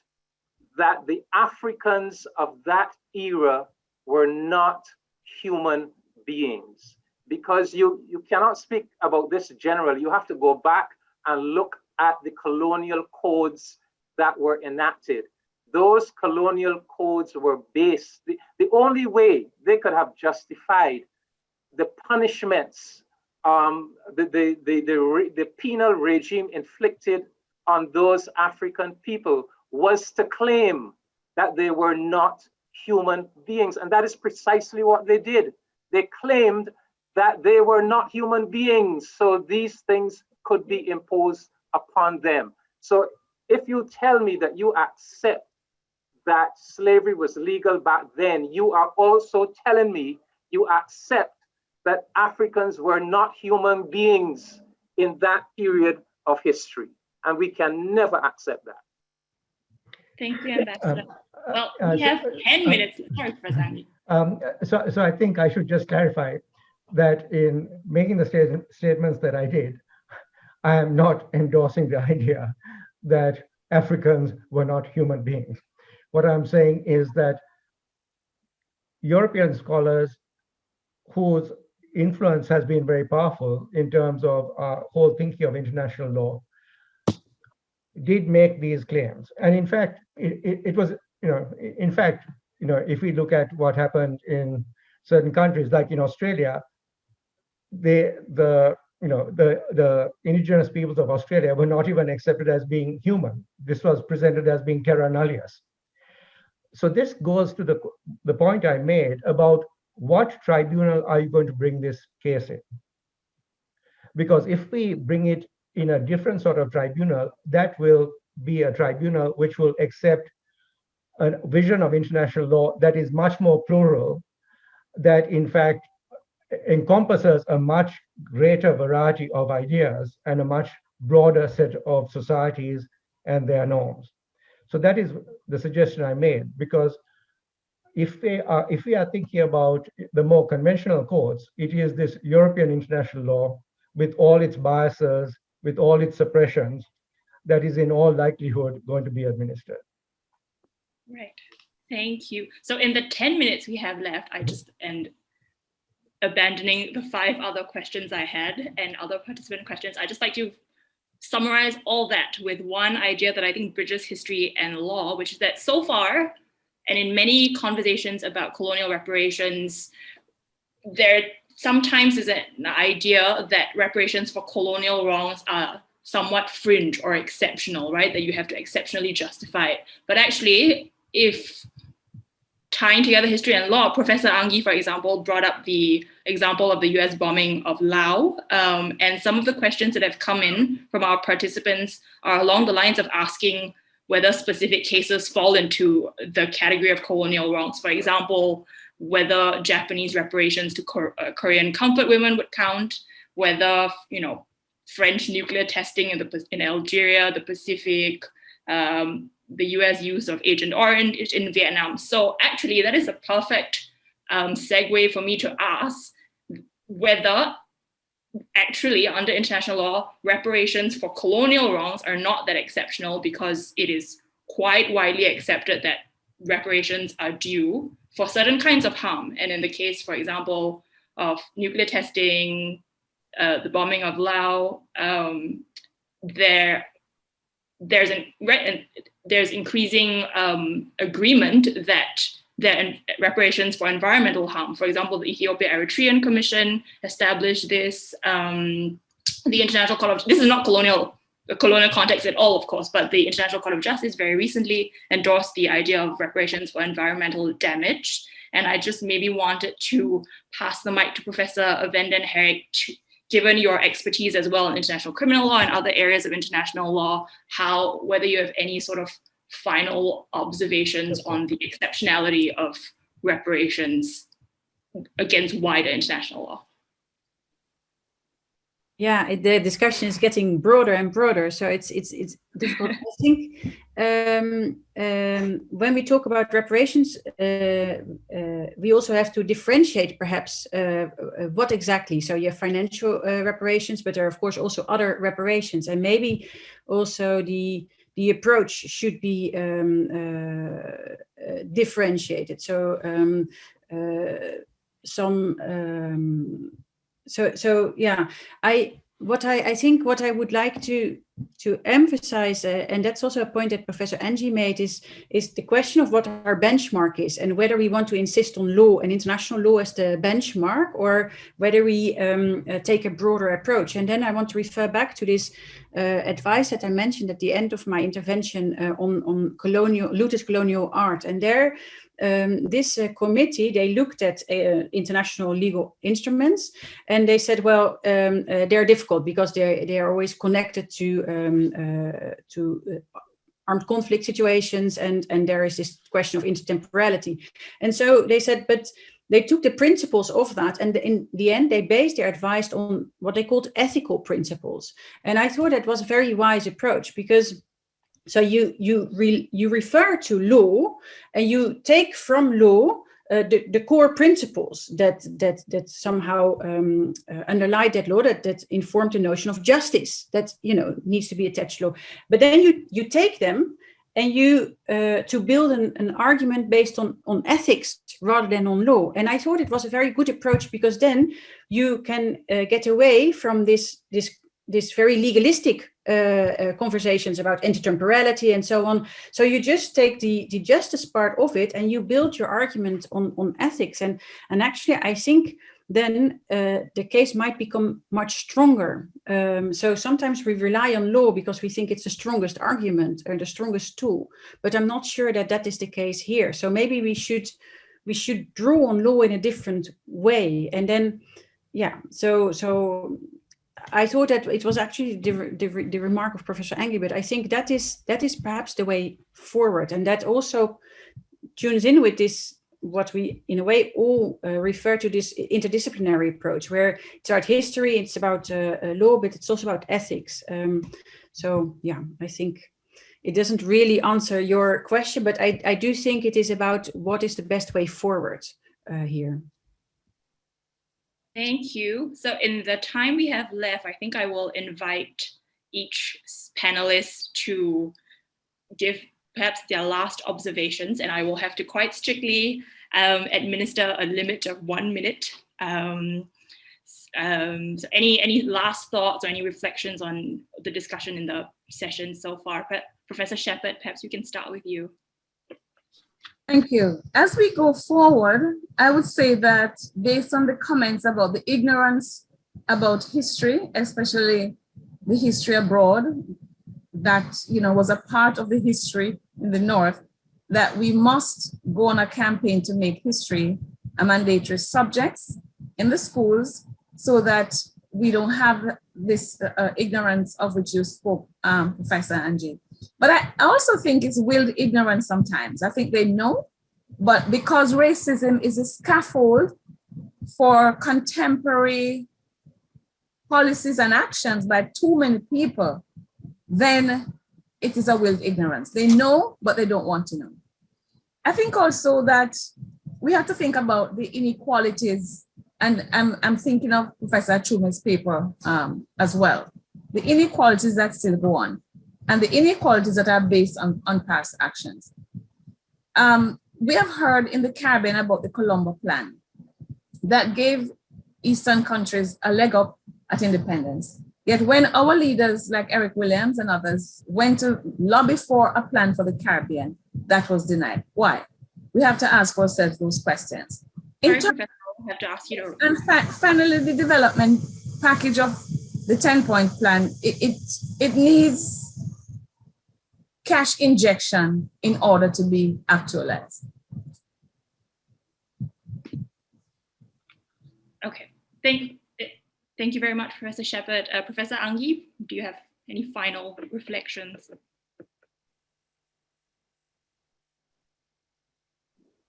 I think you're on mute, sorry. Okay, my final reflection is that we shouldn't, well, I also want to suggest that this problem of racism isn't just a North-South problem. I think it's a problem that we find everywhere in lots of different ways. And in many countries of the South, and I go back to the Bandung Declaration, we find various forms of racism that are very threatening, and it's somewhat tragic that many of the countries that signed on to the condemnation of racism at Bandung are countries which themselves are encountering all sorts of issues in terms of racial discrimination and so forth, which need to be addressed. So that would be my 1 minute. Thank you. You finished with 10 seconds to spare. So thank you very much. Professor Vanden Herrik. Thank you. Yes, I think if we look at what we can do at universities in the West or in the Netherlands, then I think this question, we teach still only law or only history. So we see that even if we agree that history is very important for international lawyers, international law students are not trained so much in history, and it comes in through cases. So I think that is also not only to make certain courses mandatory, but also to revisit your own approach and to bring history closer to international law students. I think that is a very practical, because I think it's also important to be very practical, a step that you can take tomorrow. Thank you very much. Ambassador Commichon, would you like to finish us off with your final reflections? I was in Durban in 2001 when we had that famous battle between basically the black and brown world and the white world over those 6 words, and should always have been so. Paragraph 13 of the Durban Declaration, where we acknowledge that slavery and the slave trade are crimes against humanity, and the white countries insisted to put in, and should always have been so. And that's because we recognize that once a wrong qualifies as a genocide or a crime against humanity, it cannot be time barred. There's no statute of limitations on genocides and crimes against humanity. So they were trying to argue that a crime against humanity is a 20th century concept that doesn't go back to previous centuries. We say no. The mankind always had this notion that there's certain acts that so offend the conscience of humanity that they amount to crimes against humanity. So cutting across, whether it's colonialism, whether it's slavery, once the wrong gets to the level of either a genocide or a crime against humanity, it cannot be time barred. Reparations are due. Thank you very much, Ambassador. So that's all the time we have for. Unfortunately, I'm sure we could keep talking about this for an entire panel series on its own. But thank you very much to all our panelists for joining us for such a fascinating discussion. I'm sorry for the issues we couldn't cover, and I'm sorry to the participants whose questions I couldn't cover, but it's a great testament to how interested people are in this topic and how much there is still left to discuss. And I would encourage, well, any materials that any of the panelists want disseminated, we're happy to do so. This panel series is meant to suggest practical ways of reconceptualizing international law in all its areas. And so I would encourage everyone to continue having these discussions in their different capacities, their areas of practice, and their legal community, legal and other communities. So it just remains for me to thank the panelists again. Thank you to our co-organizers, Gibson Dunn and the TWAIL seminar at UCLA, and to our co-sponsors, our co-sponsor, the Center for International Law at the National University of Singapore, and to everybody for joining us. Thank you, everyone.